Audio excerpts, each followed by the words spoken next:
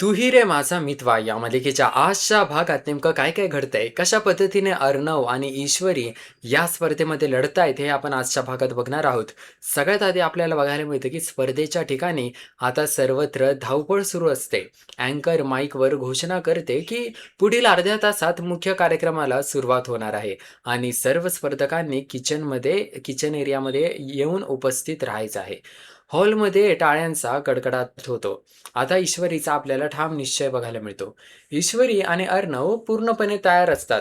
ईश्वरी अर्णवकडे पाहून आत्मविश्वासाने म्हणते, "सर, माझी पूर्ण तयारी झाली आहे. आपण दोघांनी मिळून काहीही ठरवलं तरी ते आपण करून दाखवू शकतो. सात्विक फॅशनला जिंकवून देण्यासाठी आपण कोणत्याही थराला जाऊ शकतो, हा माझा ठाम विश्वास आहे." मग आपल्याला सौदामिनीची एंट्री बघायला मिळते. नेमकं याच वेळी सौदामिनी तिकडे येते. तिच्या चेहऱ्यावर नेहमीचाच कुटील हास्य असते. ती टोमणा मारत म्हणते, "तुमची स्वप्न खूप मोठी आहेत.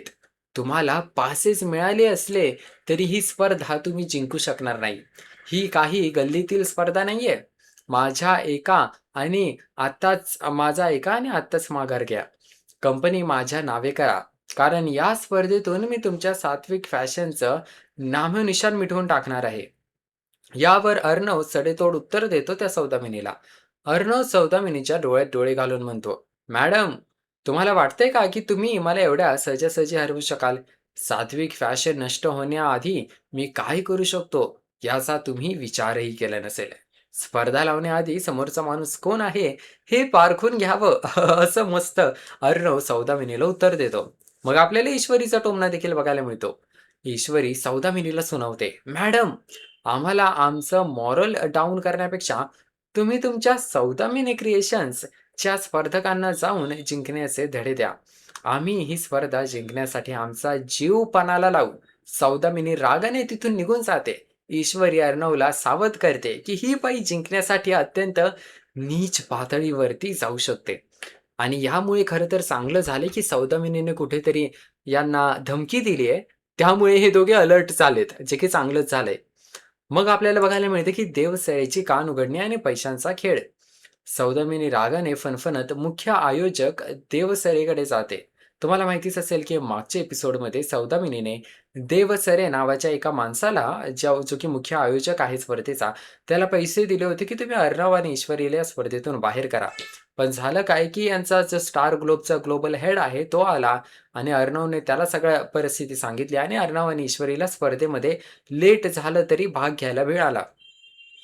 आता सौदामिनी देवसरेला भेटते, ज्याला तिने पैसे दिले होते. ती बोलते, "मी तुम्हाला सात्विक फॅशनची एंट्री कॅन्सल करण्यासाठी एवढे पैसे दिले होते. तरी तुम्ही त्यांना पासेस कसे दिले?" देवसरे खाली मान घालून सांगतो, "मॅडम, परिस्थितीच तशी होती. त्यांनी मीडिया आणि जजेसमोर मला नियमावरून प्रश्न विचारले. नैसर्गिक आपत्तीचा नियम त्यांच्या बाजूने होता. त्यामुळे मला नाईलाजाने त्यांना पैसे द्यावे लागले आणि त्यांना पासेस द्यावे लागले आणि माझे हात दगडाखाली होते." असं देवसरे सौदामिनीला समजावतो. सौदामिनी चिडते आणि त्याला नवा आदेश देते. आता जे झालं ते झालं, पण किचन राउंडमध्ये आकाश आणि नम्रताला सर्वात सोपा पदार्थ द्यायचा आणि अर्णव आणि ईश्वरीला सर्वात कठीण पदार्थ द्यायचा. ईश्वरी या स्पर्धेत जिंकता कामा नये, असं सौदामिनी देवसरेला बोलते आणि देवसरे निमूटपणे यासाठी होकार देऊन टाकतो. दुसरीकडे आपल्याला कॅफेमधील विश्रांती आणि नम्रताची जळजळ बघायला मिळते. स्पर्धा सुरू होण्यापूर्वी सर्व स्पर्धकांना कॅफेमध्ये विश्रांतीसाठी वेळ दिलेला असतो. अर्णव ईश्वरीला विचारतो की तिला कसं वाटतंय. आकाश तिथे येतो आणि त्यांच्या गप्पा सुरू होतात. उशीर का झाला यावर ते त्रोटक चर्चा करत असतात. अर्णव आणि आकाश ईश्वरीला काहीतरी खाऊन घेण्याचा आग्रह करत असतात, कारण तिचा वटपौर्णिमेचा कडक निर्जळी उपवास असतो. ईश्वरी काहीही खाण्यास नकार देते. तरीही आकाश जाऊन ईश्वरीसाठी चहा आणि अर्णवसाठी कॉफी घेऊन येतो.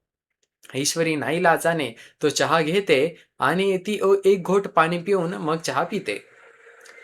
हे सर्व दृश्य नम्रता दुरून पाहत असते.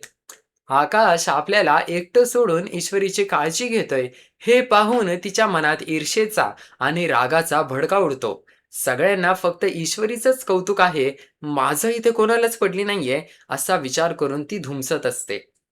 मग आपल्याला वल्लरीचा भयानक डाव आणि नम्रताची गद्दारी बघायला मिळते. नम्रता एकटी बसलेली असते आणि ती एकटी बसलेली असताना तिला एक निनावी कॉल येतो आणि पाठोपाठ एक व्हॉइस नोट येतो.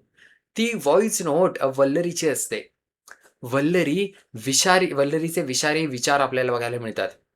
वल्लरी नम्रताला असं सांगते, "मला काही कारणास्तव पुण्याला जावं लागतंय, पण माझी तिथे सेटिंग झाली आहे. तुला एक सोपा पदार्थ बनवायला मिळेल, पण तुला ईश्वरीला हरवण्यासाठी एक काम करायचं आहे. तुला ईश्वरीच्या डोळ्यांमध्ये एक औषध टाकायचं आहे, जेणेकरून तिला काहीही दिसणार नाही आणि ती स्पर्धा हरेल."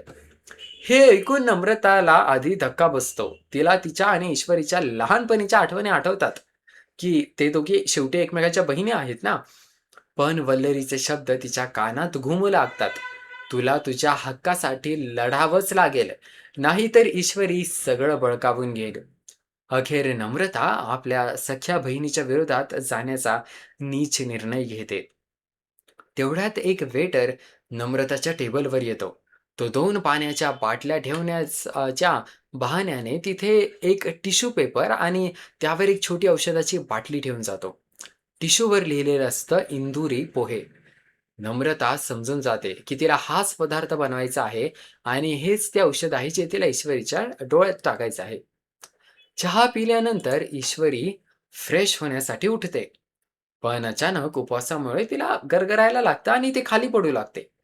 अर्णव आणि आकाश धावत येतात, पण नम्रता सालाखीने पुढे येते आणि म्हणते, "मी तिला रेस्टरूममध्ये घेऊन जाते." रेस्टरूममध्ये नम्रता ईश्वरीला बसवते. ईश्वरीला गुदमरल्यासारखं होत असते. ती नमूला एसी किंवा फॅन लावण्यासाठी सांगते. नम्रता एक पोर्टेबल फॅन घेते आणि ईश्वरीची नजर चुकवून त्या फॅनच्या ब्लेड्सवर घातक औषध टाकते. म्हणजे फॅन जसा फिरेल, तिच्या डोळ्यावर ते औषधाचे ठिपके उडतील. आता ती तो फॅन ईश्वरीच्या चेहऱ्यासमोर धरते आणि मुद्दाम तो फॅन ईश्वरीच्या चेहऱ्यासमोर धरून तो फॅन चालू करते. फॅनच्या हवेसोबत ते रसायन ईश्वरीच्या डोळ्यात जातं. ईश्वरीला डोळे झोंबल्यासारखे होतात. नम्रता तिला डोळे बंद करून झोपायला सांगते. नम्रता बाहेर येते तेव्हा सौदामिनी तिला पाहून गालातल्या गालात हसते आणि डोळ्यांनीच तिला शाबासकी देते. नम्रताने आपल्या बहिणीचा घात केलेला असतो. थोड्या वेळाने ईश्वरीला अर्णव येतो आणि उठवतो. ईश्वरीला डोळ्यात थोडा त्रास जाणवत असतो, पण ती स्पर्धेसाठी उठून उभी राहते. सर्व स्पर्धक किचन एरियामध्ये जमा होतात. अँकर सांगतो की हा राऊंड लोकचवीचा नवा अंदाज फ्युजन फूड आहे. एका पार्टनरला 2 मिनिटात पळत जाऊन संपूर्ण साहित्य गोळा करायचे आहे आणि दुसऱ्या पार्टनरला अर्ध्या तासात ते पदार्थ बनवायचे आहेत. वेळ सुरू होताच अर्णव साहित्याकडे धाव घेतो. ईश्वरीला फ्युजन वडापाव बनवायचा असतो. अर्णव बटाटे, कांदा, मिरची सर्व काही गोळा करतो, पण गडबडीत तो बेसनच्या पिठाऐवजी सत्तूचे पीठ घेऊन येतो. 2 मिनिटांची वेळ संपते. ईश्वरी जेव्हा सामान पाहते तेव्हा तिला मोठा धक्काच बसतो. "सर, हे बेसन नाही सत्तूचं पीठ आहे. आता मी काही याचा वडा कसा बनवू?" अर्णवला आपली चूक समजते, पण आता वेळ निघून गेलेली असते. सौदामिनी हे पाहून लांबूनच हसत असते. अर्ध्या तासाची वेळ सुरू होते. सर्व स्पर्धक आपले पदार्थ बनवण्यास सुरुवात करतात. नम्रता अतिशय घाईघाईने पोहे बनवत असते.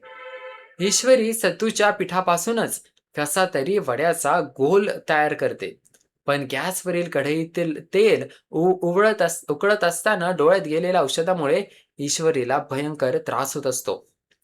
तिला समोरचे काही दिसेनासे होते. तिची दृष्टी पूर्णपणे धूसर होते. ईश्वरी अंधारातच हाताने चाच पडत कढईकडे हात नेते. तिचा हात उकळत्या तेलात जाणार इतक्यात अर्णव विजेसारखा धावून येतो आणि तिचा हात पकडून तिला बाजूला ओढतो. सेटवर गोंधळ उडतो. देवसरे, जजेस आणि मेडिकल टीम तिथे येतात. डॉक्टर ईश्वरीचे डोळे तपासतात आणि सांगतात की यांच्या डोळ्यांना काहीतरी गंभीर इन्फेक्शन झालेलं आहे आणि यांना सध्या काहीही पाहता येणार नाहीये. देवसरे काय करतो, लगेच नियमांवरती बोट ठेवतो आणि सांगतो की ईश्वरी आता या स्पर्धेत पुढे भाग घेऊ शकत नाही. अर्णव तिला बाजूला होण्यास सांगतो, पण ईश्वरी ठामपणे नकार देते. सर, काहीही झालं तरी मी ही स्पर्धा अर्धवट सोडणार नाही. मला हा मला न पाहताही पदार्थ बनवता येतं. असं ईश्वरी बोलते आणि ईश्वरीची ही अवस्था पाहून सौदामिनीला तर मोठा धक्का बसतो. आता ईश्वरी न पाहता ही कठीण स्पर्धा कशी जिंकणार हे आपल्याला मालिकेत पुढे बघायला मिळणार आहे. आणि जजेस जे आहेत तिला या सगळ्यासाठी परवानगी देतील का? आता परवानगी तर मला वाटते देतील, पण या सगळ्यामध्ये तिला जो त्रास होणार आहे तो खूप जास्त असणार आहे. तर या सगळ्यावर तुमचे काय मत आहे मला नक्की कॉमेंट करून सांगा. या व्हिडिओखाली तुमचे काय मत आहे? तुम्हाला काय वाटतं ईश्वरी या सगळ्याला कसं लढेल? आणि आपण भेटूया मालिकेच्या पुढील भागामध्ये. पाहूया मालिकेत पुढे अजून नवनवीन काय-काय घडतंय आणि कशा पद्धतीने अर्णव आणि ईश्वरी ही स्पर्धा जिंकतायत. असेच मालिकांचे अपडेट्स मिळवण्याकरिता आपल्या YouTube चॅनलला लगेच सबस्क्राईब करा. आपण भेटूया याच मालिकेच्या पुढील भागामध्ये.